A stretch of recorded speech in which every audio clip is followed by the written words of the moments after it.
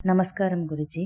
ஆகாசத்தில் கிரகங்கள் ஒரே திசையில்தான் பயணம் செய்கின்றன. எப்போதும் எதிர் திசையில் செல்வது கிடையாது. ஆனால் ஜோதிட நூல்கள் கிரகங்கள் வக்ரம் அடைகின்றன, அதாவது எதிர் திசையில் செல்கின்றன அப்படின்னு பேசுகின்றன. அது எப்படி முடியும்? சில ஜோதிட முறைகள் இப்படி கணக்கு போட்டால் கூட சில ஜோதிட முறைகள் இருக்கின்றன, அவைகள் வக்ரம் பற்றி பேசுவது இல்லை. கிரகங்கள் ஒரே திசையில் செல்வதாக மட்டுமே கணக்கில் வைத்துக்கொண்டு கணக்கு போடுகின்றன. அப்படின்னா இந்த இரண்டில் எது சரியாக இருக்க முடியும்? குருஜி, இதை பற்றி விளக்கம் தர முடியுமா? உண்மைதான், இது ஒரு சிக்கலான கேள்வி.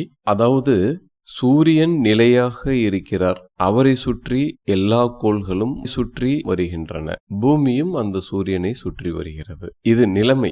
நாம் இந்த மிகப்பெரிய பூமியில் ஒரு இடத்தில் உட்கார்ந்து கொண்டு இருப்பதால் இந்த பூமி தன்னைத்தானே சுற்றுவதும் நமக்கு தெரியவில்லை, இந்த பூமி சூரியனை சுற்றுவதும் நமக்கு தெரியவில்லை. நாம் நிலையாக இருப்பது போன்ற அனுபவமே நமக்கு ஏற்படுகிறது.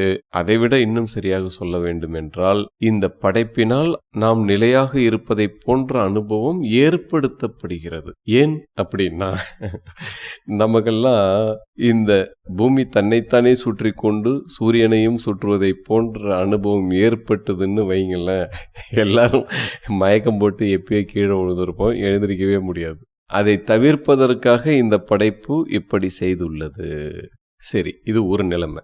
இப்படி நமக்கு பூமி நிலையாக இருப்பதை போன்ற அனுபவம் ஏற்படுவதால், பூமி தன்னைத்தானே சுற்றுவதால் என்ன அனுபவம் நமக்கு ஆகாசத்தில் கிடைக்கிறது என்றால், ஒட்டுமொத்த ஆகாசமும் சுற்றுவதை போன்ற காட்சி ஏற்படும். நமக்கு ஆகாசம் சுற்றும் காட்சி ஏற்படுகிறதா என்றால் ஏற்படுகிறது.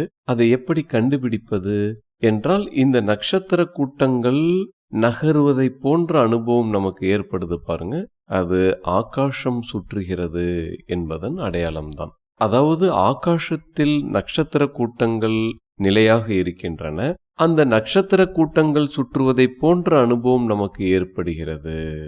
ஏன் ஏற்படுகிறது? அது இந்த ஆகாசம் சுற்றுகிறது என்ற அனுபவம் தான் நமக்கு நட்சத்திர கூட்டங்கள் சுற்றுவதை போன்று தெரிகிறது. ஏனென்றால் நம்மால் ஆகாசத்தை பார்க்க முடிவதில்லை, அதில் இருக்கும் நட்சத்திரங்களை மட்டுமே தான் நாம் பார்க்கிறோம். அதனால் இந்த அனுபவம் ஆகட்டும். இது ஒன்று. இரண்டாவது, இந்த பூமி சூரியனை சுற்றி வருகிறது. அதனால் நமக்கு ஏற்படும் அனுபவம் என்ன என்றால், இந்த சூரியன் பூமியை சுற்றுவதை போன்ற அனுபவம் நமக்கு ஏற்படுகிறது. அதனால்தான் காலையில் கிழக்கில் சூரிய உதயமும் மாலையில் மேற்கில் சூரிய அஸ்தமனமும் என்ற அனுபவங்கள், அதே போல பகல் இரவு என்ற அனுபவங்களும். இப்போதான் கேள்விக்கு பதில் சொன்ன புரியும். கேள்வி என்னன்னா, கிரகங்கள் சூரியனை ஒரே திசையில் தான் சுற்றி வருகின்றன, எதிர் திசையில் செல்வது என்பது கிடையாது. ஆனால் ஒரே திசையில் சுற்றுவதை போன்றும் ஒரு ஜோதிட கணக்கு முறை இருக்கிறது, எதிர் திசையிலும் அவ்வப்பொழுது செல்வதை போன்றும் ஒரு ஜோதிட கணக்கு முறை இருக்கிறது. இதில் எது சரியானது என்பது கேள்வி. எதிர் திசையில் கிரகங்கள் செல்வது கிடையாது. ஆனால் என்ன நடக்குதுன்னா, எல்லா கிரகங்களும் சூரியனை சுற்றுகின்றன. நமக்கு பூமியிலிருந்து பார்க்கும் பொழுது எல்லா கிரகங்களும் சூரியனை சுற்றுகின்றன என்பது தெரிவது இல்லை. எல்லா கிரகங்களும் பூமியை சுற்றுகின்றன என்றே அனுபவம் ஏற்படுகின்றன. அதே போல பூமி சூரியனை சுற்றுகிறது என்ற அனுபவமும் நமக்கு ஏற்படுவது இல்லை. சூரியன் பூமியை சுற்றுவதாகவே நமக்கு அனுபவம் ஏற்படுகிறது. இந்த இரண்டு அனுபவங்களும் ஒரே நேரத்தில் நடப்பதால் நமக்கு என்ன ஆகிறது என்றால், பூமியிலிருந்து கிரகங்களை கூர்ந்து கவனிக்கும் பொழுது கிரகங்கள் நேர்கோட்டில் பயணம் செய்வது இல்லை, ஆனால் சூரியன் மாத்திரம் நேர்கோட்டில் பயணம் செய்கிறார் என்ற காட்சிதான் நமக்கு கிடைக்கிறது. இந்த இரண்டையும் தொகுத்து சொன்னால், பூமியை சூரியன் சுற்றுகிறார், எல்லா கோள்களும் அந்த சூரியனை சுற்றி கொண்டு இருக்கிறார்கள் என்ற அனுபவம். அதனால் அந்த கோள்களின் இயக்கங்கள் நமக்கு ஒரு சுருள்வட்ட பாதையில் பூமியை சுற்றுவதை போன்ற காட்சியை ஏற்படுத்துகிறது. அந்த சுருள்வட்ட பாதையை பூமியிலிருந்து நாம் பார்க்கும் பொழுது அந்த கோள்கள் ஒரு திசையில் சென்று கொண்டு இருப்பதை போன்றும் சிறிது பின்னோக்கி வருவதை போன்றும் பிறகு மீண்டும் முன்னோக்கி தன் திசையில் செல்வதைப் போன்றும் காட்சிகள் நமக்கு ஏற்படுகின்றன. அப்படி பின்னோக்கி செல்லும் காட்சியைத்தான் வக்ரம் என்கிறோம். இந்த ஜோதிட நூல்கள் வக்ரகதி அல்லது வக்ரம் என்று கூறுகின்றன. மீண்டும் பின்னோக்கி செல்வதை நிறுத்திவிட்டு கோள்கள் ஒரு இடத்தில் முன்னோக்கி தம் வழக்கமான பாதைக்கு பிறகு திரும்புவதாகவும் காட்சி வருகிறது. ஜோதிட நூல்கள் 2 வகைகளாக உண்டாகின்றன. ஒரு சிலரின் வாதம், கிரகங்களின் காட்சியை நாம் கணக்கில் எடுத்துக்கொள்ள முடியாது, கிரகங்கள் எங்கே இருக்கின்றன நிஜத்தில் என்பதை தான் கணக்கில் எடுத்துக்கொள்ள வேண்டும் என்று பேசுகிறார்கள். அப்படி பேசுபவர்களின் ஜோதிட நூல்களும் இருக்கின்றன. இன்னொரு சாரார் என்ன சொல்கிறார்கள் என்றால், கிரகங்கள் எங்கே இருக்கின்றன நிஜத்தில் என்பது பிரச்சனை இல்லை, நமக்கு என்ன காட்சி ஏற்படுகிறது என்பதுதான் கணக்கு, அதன்படிதான் ஜாதகத்தை கணிக்க வேண்டும், அதன்படிதான் ஜோதிடத்தை கையாள வேண்டும் என்பது ஒரு சாராரின் வாதம். அவர்கள் எழுதிய ஜோதிட நூல்களும் இருக்கின்றன.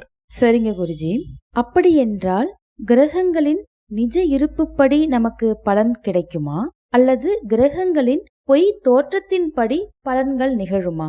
இந்த 2 வாதங்களில் எந்த வாதம் சரியானது? இதுக்கு சுலபமாக புரியும் விதத்தில் பதில் சொல்றேன். அதை கொஞ்சம் கூர்ந்து கவனிச்சிங்கன்னா புரிஞ்சிக்க முடியும். சூரியனுடைய வெப்பநிலை, உஷ்ணம் உண்மையில் மிகப்பெரிய வெப்பநிலை. சூரியனுடைய அளவு உண்மையில் மிக மிக பெரியது. இந்த பூமியை போன்று பல ஆயிரம் மடங்கு பெரியது, பிரம்மாண்டமானது. உண்மையில் அந்த சூரியனுக்கு அருகில் நாம் சென்றாலே எரிந்து பஸ்பமாகி விடுவோம். சூரியனை தொடுவது என்ற பேச்சுக்கு வேலையே கிடையாது. ஆனால் நமக்கு ஏற்படும் அனுபவம் என்ன? சூரியன் அவ்வளவு உஷ்ணமானவராக இல்லை. குறைஞ்சபட்சம் காலையில சாயந்தரத்துல உதய அஸ்தமன நேரங்கள்ல என்ன சுலபமா புரியுது நமக்கு. 2வது, சூரியனுடைய அளவும் மிகச்சிறிய ஒரு பந்து போன்ற காட்சி. இவைகள் எல்லாம் பொய் காட்சிகள், உண்மையில்லை. அப்போ நம்முடைய வாழ்க்கையில் இந்த பொய்க்காட்சிகளின்படி நமக்கு விளைவுகள் ஏற்படுகின்றனவா அல்லது மெய் இருப்பின்படி விளைவுகள் ஏற்படுகின்றனவா? என்ன கேள்வி புரியலீங்களா?